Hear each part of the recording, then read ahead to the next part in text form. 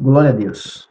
A paz do Senhor, meus irmãos. Nós estamos aqui para mais uma vez falarmos um pouco sobre a Escola Bíblica Dominical, na lição número 7. Nós estamos no último trimestre da nossa Escola Bíblica. E a lição número 7 tem como tema os dons de elocução. Algo que é essencial e fundamental. Vamos direto ao assunto, dentro daquilo que Deus tem nos proposto falar, para que nós possamos remir o nosso tempo. O texto áureo vai nos dizer assim: mas o que profetiza, fala aos homens para edificação, exortação e consolação. 1 Coríntios 14, versículo número 3. Eu vou repetir o texto áureo. Talvez você tenha desapercebido. Mas o que profetiza, fala aos homens para edificação, exortação e consolação. Então são três tópicos, são três pontos importantíssimos. Edificar, exortar e consolar. 1 Coríntios 14, verso número 3.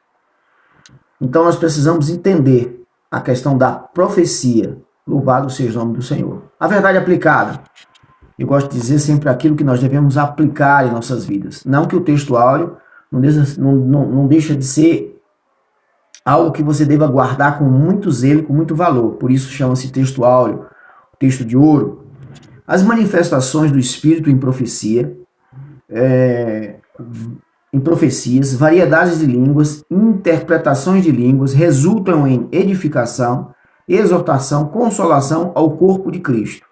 Então nós devemos entender que as manifestações do Espírito, quando ela vem nesta forma profética, ela vem em variedades de línguas e interpretações de línguas. Elas vêm com esse conceito também tríplice: exortar, consolar, e edificar aqueles que ouvem. Louvado seja o nome do Senhor para todos sempre.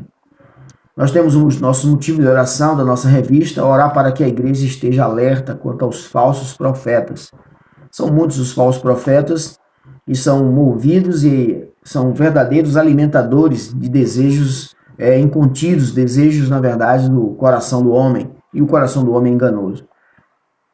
Nós vamos ver então na nossa introdução que nos diz assim: nesta lição nós veremos os dons conhecidos como dons de elocução. Esses dons devem ser empregados exclusivamente para edificação, para exortar e para consolar, para que não haja desordem no seio da igreja.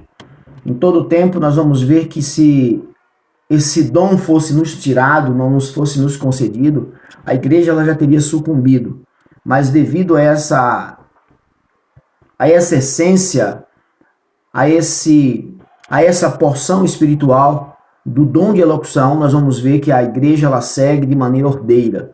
Embora alguns olhem e as vejam, na verdade, de uma maneira desorientada, até mesmo desorganizada, pessoas que se levantam e insurgem-se contra a igreja, querendo levar a igreja a seu bel prazer. Não é assim, queridos. A igreja ela precisa ter ordem e precisa ter decência às coisas de Deus.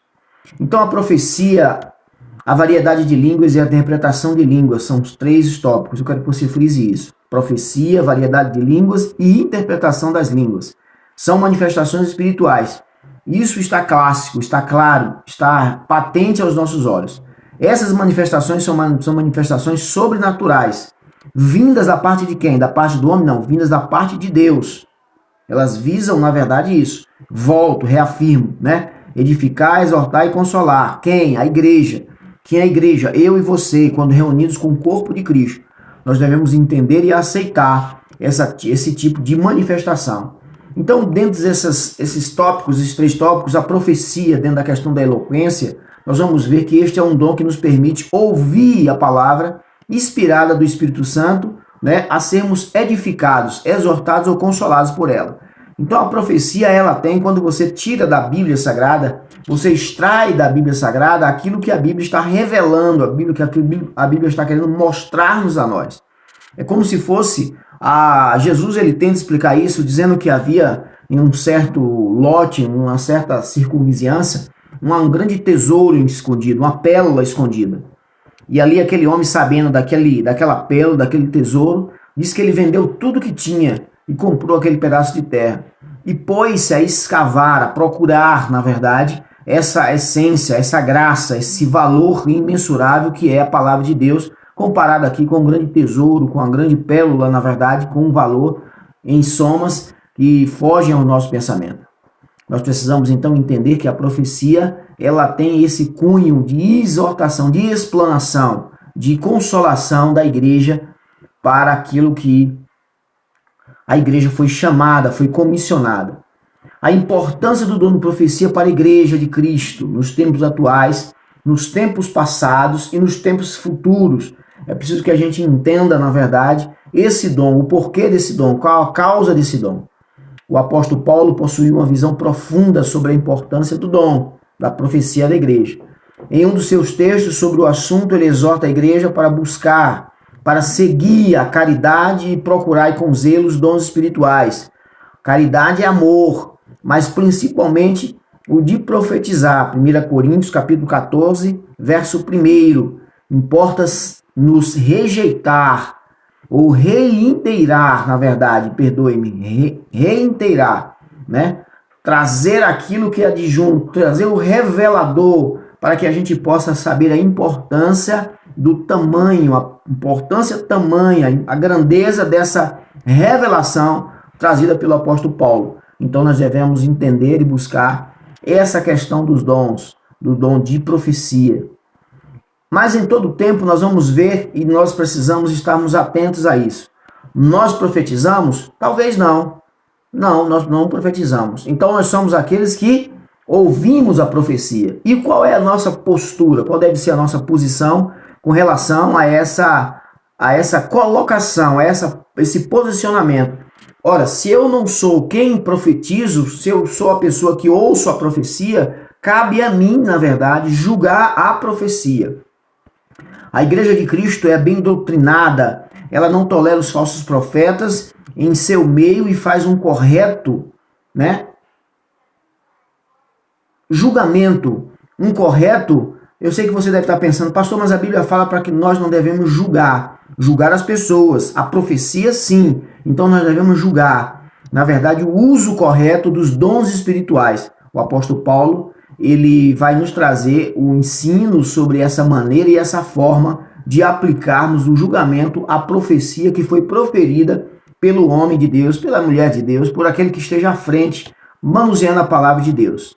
Então João, em suas palavras, ele sedimenta que é dever da igreja julgar as profecias para ver se estão de acordo com a palavra de Deus. 1 João capítulo 4, verso 1. Então é sabedor que a profecia ela tem as finalidades delas aplicadas, e nós precisamos também conhecer isso. Por isso, amados, há muitos falsos profetas, porque as pessoas elas não conseguem, os irmãos de Cristo, as ovelhas, né, os membros, como você quiser colocar, eles não conseguem identificar o que é verdade e o que é mentira. Eles não conhecem a palavra de Deus. Quem não conhece a palavra de Deus, eles são levados por qualquer ventos de doutrina, e doutrina essas que pode, na verdade, machucar a igreja, levar pessoas à queda e até mesmo à ruína. A Bíblia, então, instrui que a profecia deve ser julgada na igreja e que o profeta deve corresponder aos ensinamentos bíblicos. Então nós vamos ver um enquadramento, né? Percebam que se eu sair do enquadramento da câmera, não fica bom para você que está ouvindo. Se eu me levantar um pouco, eu estou saindo do enquadramento da câmera. É preciso que eu esteja enquadrado. A palavra de Deus, ela também, as profecias de Deus, elas também são enquadradas. Onde? Na Bíblia Sagrada, na palavra de Deus. Naquilo que nós entendemos e compreendemos que ela tem que estar embasada no embojo, na verdade, no enquadramento da Bíblia Sagrada. Nós vamos ver, queridos, que a palavra de Deus, deixe-me pegar aqui uma palavra para mostrar para vocês, para os senhores. Percebam que uma Bíblia Sagrada, ela tem todo o conteúdo, o que nos cabe, o que nos basta, para que a gente possa entender e compreender. A Bíblia Sagrada, ela tem essa finalidade. Sem o conhecimento desse livro santo, desse livro onde estão elencados os profetas, nós não vamos conseguir, na verdade, fazer o discernimento e a intenção daquilo que o Espírito então nos dá e nos manda. O tópico 2 vai falar sobre a variedade de línguas. Esse que é um tema tão especulativo, um tema que é tão comum na igreja, né? Um tema que é tão forçado muitas das vezes para a direita, para a esquerda, né? E nós vamos notar e vamos nos aperceber que é também algo essencial para a igreja de Cristo. Só os fiéis são realmente aquelas pessoas que estão bem justificadas, aquelas pessoas que estão conscientes da sua salvação, do nome escrito no livro da vida. E olha que isso tudo é bíblico, isso tudo é escatológico. O texto da nossa lição vai falar assim: em meio a tantas dúvidas que surgem sobre o dom de variedades de língua, na condição de dom, assim como os demais catalogados na Bíblia, podemos dizer que este dom é uma das manifestações do Espírito Santo. Quando este se revela através de uma expressão falada de maneira divina, nunca apreendida pelas pessoas que estão assim falando ou que falaram. O autor está não apenas nos colocando que há realmente o dom onde nós falamos outros idiomas, o dom de línguas idiomáticas, pessoas que já testemunharam a respeito disso, que estiveram fora da sua vizinhança de moradia, e ali tiveram, na verdade, a revelação de poder entender, de poder ser compreendido nos locais mais longínquos dessa terra. Mas para que isso? Qual a finalidade desse dom? Né? Porque aqueles irmãos que foram para longe das suas terras natais e lá conseguiram, na verdade, receber esse dom de interpretação das línguas, de entender as línguas estrangeiras, como se fosse um passe de mágica. Não há mágica, na verdade, na palavra de Deus. Não existe mágica alguma. O que existe é mistério e poder de Deus, fé, na verdade, e uma consciência plena do que a palavra nos diz. Nós devemos apenas estarmos aptos de nos colocar à disposição, para que assim nós possamos ser usados de uma maneira tremenda e potente. Então, queridos, quando nós falamos um dom, uma língua, a qual ainda não há nenhum povo na terra conhecido da maneira que nós conhecemos todas as nações, esse dom de língua ele tem a finalidade de nos agraciar, de falarmos com Deus em secreto, de nos alegrar o nosso espírito e a nossa alma. E nós só falamos esse dom quando nós nos alegramos. Deixa eu lhe falar uma coisa. Quando nós falamos de alegria, de felicidade, de gozo, né? Nós notamos que isso nós não encontramos na terra. Nós não encontramos neste mundo. Quando nós falamos de alegria tantas e mil que possam, na verdade, impactar a nossa vida, que possam aquebrantar o mais embrutecido homem, nós vamos falar de coisas que são mistérios, coisas que não são terrenas, são coisas celestiais. Coisas celestiais. Estas coisas celestiais, amados, nós entendemos pelo livro de Apocalipse que há um lugar onde não haverá choro, onde não haverá mais temor, onde não haverá mais tristeza, onde não haverá mais cortejo fúnebre. Não, será um lugar somente de gozo e glória. Será um lugar realmente onde nós desfrutaremos de todas as maravilhas que Deus tem para as nossas vidas. Então, amados, o que eu quero vos dizer é que essa língua, quando nós falamos, nós estamos falando de uma língua estrangeira, de um local onde nós fomos convocados, nós somos regenerados, nós fomos, na verdade, conquistados novamente para podermos ali estar com Cristo. Nós estamos falando a língua da Nova Jerusalém, uma linguagem celestial, uma linguagem onde não há verbalização, onde não há joguete, onde não há verbetes, onde não há gírias, onde não há murmurações. É uma língua onde muitos entendem e ficam confundidos assim quando falam, porque não conseguem serem edificados pela palavra, não conseguem entender a profundidade da palavra. É esta alegria que nos leva a falarmos como cidadãos dos céus. Louvado seja o nome do Senhor. O tópico 2.1 vai nos falar que o ensino de Paulo sobre o dom de variedade de línguas tem uma profundidade tamanha, tem uma profundidade essencial para a igreja. Entre os ensinamentos do apóstolo Paulo a respeito da variedade de línguas em 1 Coríntios capítulo 14, nós vamos entender que ele escreve sobre este dom com uma finalidade de consultar algumas diretrizes, sabe? De constituir, de direcionar, de levantar, na verdade, alguns balizadores sobre essa condição de línguas estranhas, de dom de línguas, para assustar a forma desorganizada do culto que a igreja de Corinto estava vivendo. Nós já falamos em outras lições que a carta de Coríntios é uma carta, na verdade, de exortação, de admoestação, uma carta doutrinária. A igreja de Coríntios, ela tinha sérios problemas, já falamos sobre isso. Ela é uma igreja, na verdade, carnal, ela não tinha amor, ela não tinha misericórdia, ela faltava algumas coisas. Embora também fosse uma igreja que tivesse uma porção grandiosa de amor e carinho, os dons ali estavam ali também distribuídos entre aqueles irmãos. Mas havia muitas pessoas que eram nécias, e havia muitas pessoas que eram como meninos. E o apóstolo Paulo vai nos falar sobre isso. Louvado seja o nome do Senhor. Ainda a respeito deste dom, o apóstolo Paulo afirma que falar em línguas serve como um sinal para os infiéis. 1 Coríntios 14, 22. Os infiéis são as pessoas que não creram ainda. Os infiéis são as pessoas que não ouviram ainda. Os infiéis são as pessoas que não conseguiram achar o caminho ainda. Daqueles que assim buscam o caminho do céu. A maneira de viver com a qual estão sendo levados para o céu. Falar em língua estranha é edificar a si mesmo. Falar em línguas estranhas é reconhecer a cidadania a qual nós teremos logo mais, só um pouquinho de tempo, e nós estaremos naquele lugar. Louvado seja o nome do Senhor. Expressão em línguas, em Atos e em 1 Coríntios, nós vamos ver. Quando o grande teólogo, esse teólogo que se destaca, David Lean, ele vai trazer na sua teologia sistemática, na página 197, no ano de 1997 da edição, na página 476, a diferença básica entre o fenômeno das línguas em Atos e em 1 Coríntios está no seu propósito. Em Atos, as línguas visam edificação pessoal, deixando evidente que os discípulos realmente haviam recebido o dom prometido dos céus pelo Cristo, pelo Espírito Santo, para revesti-los do poder do alto. Jesus Cristo, antes da sua ascensão, ele falou: ficai em Jerusalém, até que do alto sejais revestido de poder pelo Espírito Santo, que haverá de descer sobre vós. Aleluias.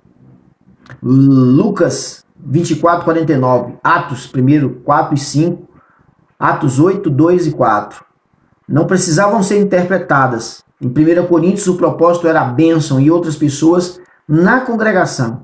Por isso era necessária a comunicação. É preciso notar que nem todos que foram batizados com o Espírito Santo exerceram o ministério contínuo do falar em línguas na igreja local.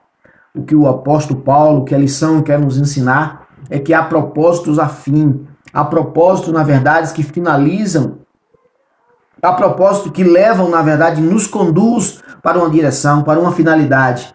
Ela calça os nossos pés, ela nos sustenta. Então há propósitos específicos para qualquer uma desses modelos. E nós precisamos então entender. E se nós já recebemos, na verdade, esse Espírito, é preciso que nós então busquemos, na verdade, essa característica do Espírito em nossas vidas para podermos desenvolver esse chamado, esse propósito para o qual estamos assim colocados na terra. Nós gostaríamos de expressar nossos sentimentos e graça. Nós vamos ver que há muitos estudos sobre línguas estranhas. Há muitos homens de Deus que falam sobre línguas estranhas. Há homens de Deus que falam contrário à língua dos anjos. Há homens de Deus que falam com o propósito da língua dos anjos, né? A favor da língua dos anjos. Nós vamos ver que Estevão Ângelo de Souza, ele vai falar no seu livro, Nos Domínios do Espírito, na página 85, ele vai falar assim, que já estudamos e que não houve exigência quanto a manifestações da língua. Então não há uma exigência. Em Jerusalém, em Cesareia e em Éfeso, e todos falaram em línguas, mas quanto às línguas como dom de elocução, há normas a considerar. Então nós precisamos entender os padrões que o Espírito Santo ele vai nos dando. Às vezes os padrões não são colocados de maneira explícitas, de maneiras claras. Ele veio meio por parábolas. Jesus falou por parábolas. Nós devemos, na verdade, buscar a revelação. Buscar a revelação. Com leitura, com pesquisa, com oração, com jejum, com súplica, com clamor e pedindo sabedoria ao Pai, para que Ele possa nos dar. Então, nós precisamos ver que essas diretrizes, essas normas da questão do falar em línguas, nem todos as possuem. Isso é fato. Nós devemos ver que devem ser seguidas, né, de interpretações. É fundamental que sejam interpretadas, para que a igreja possa, na verdade, ser também assim edificada. E elas estão sujeitas a limitações.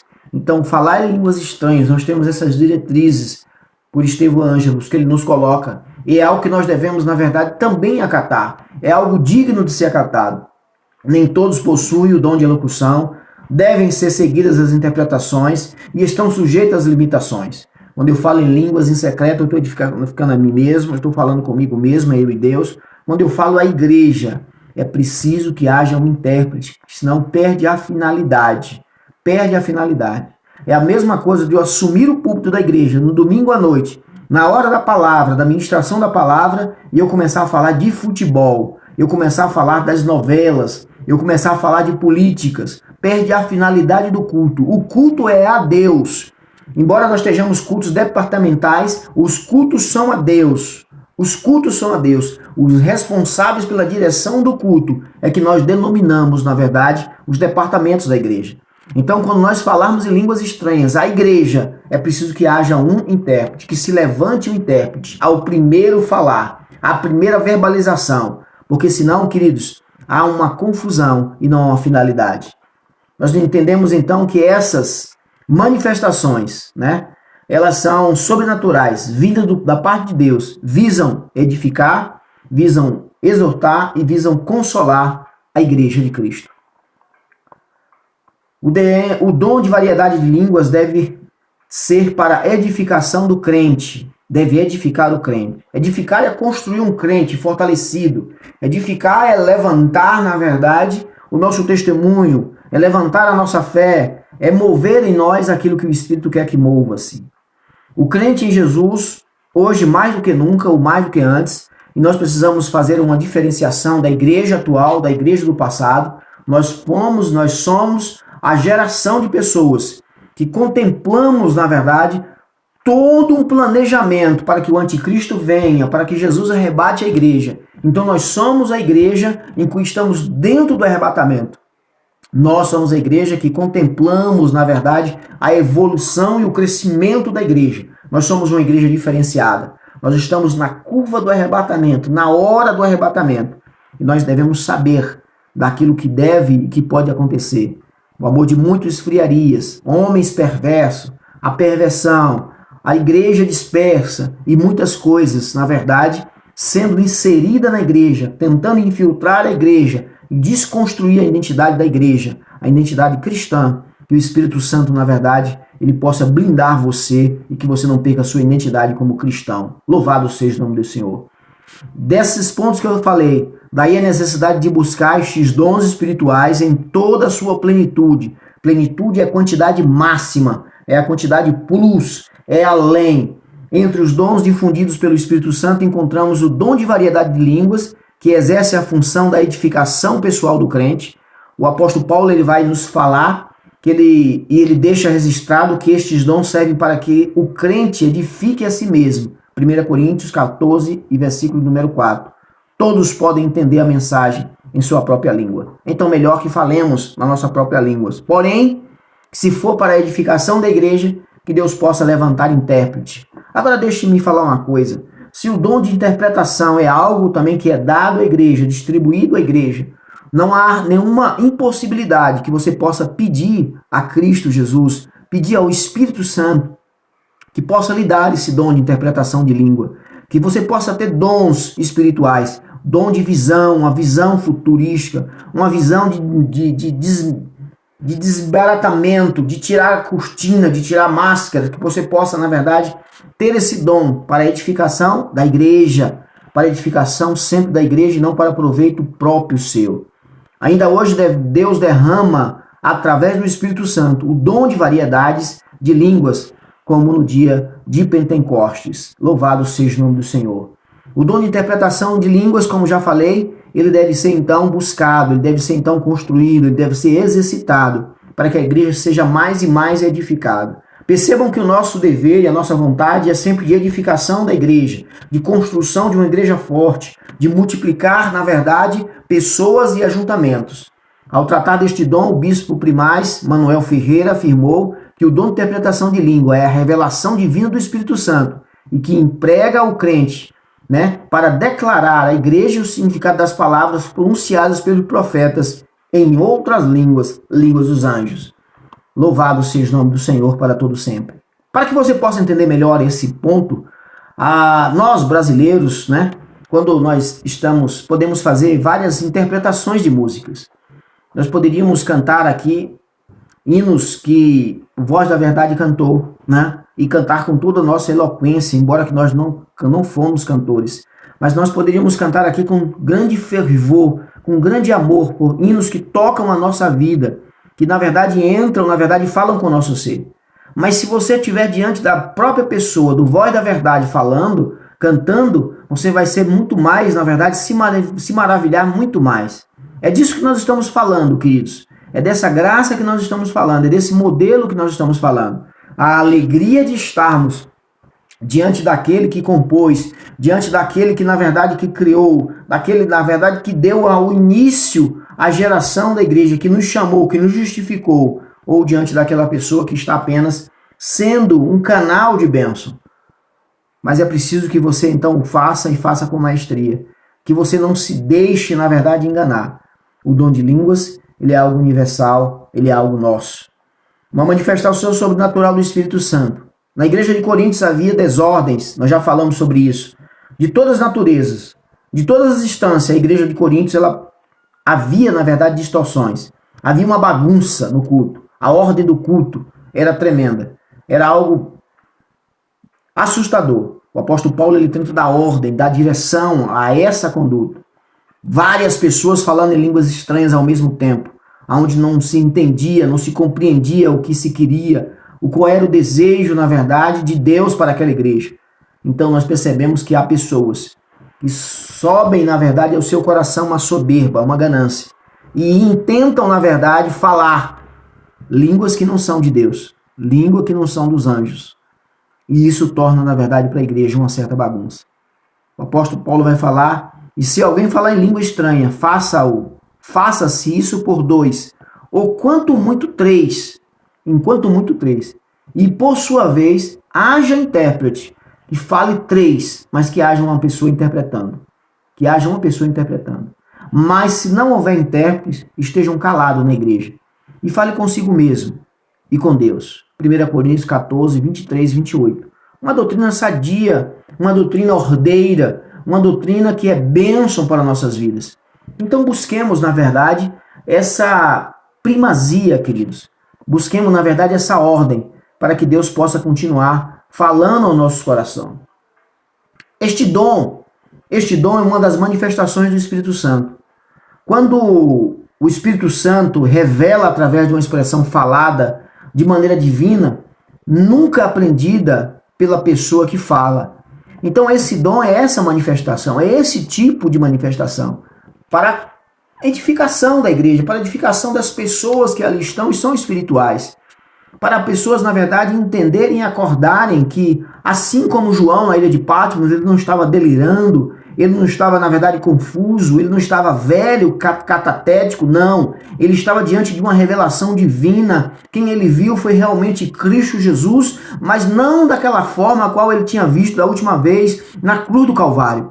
Agora Jesus está com um linho fino, com os pés calçados, com o cabelo como uma branca lã. Ele está todo revestido de glória, de poder.